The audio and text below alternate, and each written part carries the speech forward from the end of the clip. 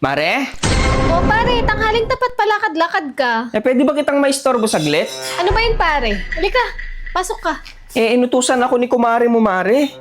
May fill upan kasi nag-apply siya ng loan. Ngayon, panay English yung fill upan. Alam mo naman kami, hindi kami nakapagtapos ng elementarya, kaya nilapitan kita, Mare. Sige pare, kuha ka ng upuan.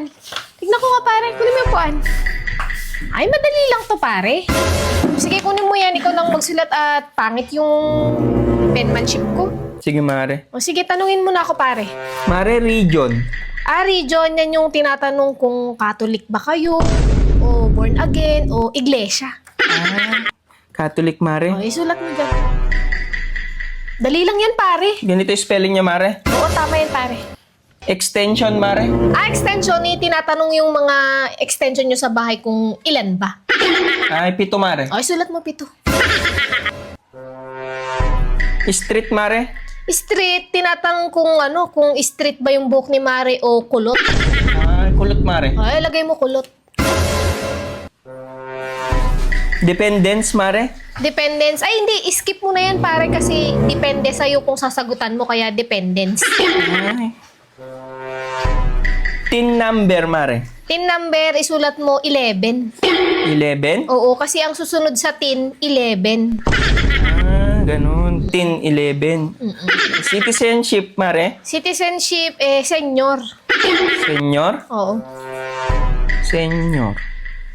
Tama ba ito, Mare? Oo, tama, pare. Labor, Mare. Ay, tinatanong kung nung nanganak si Mare kung normal ba o CS nung nag-labor.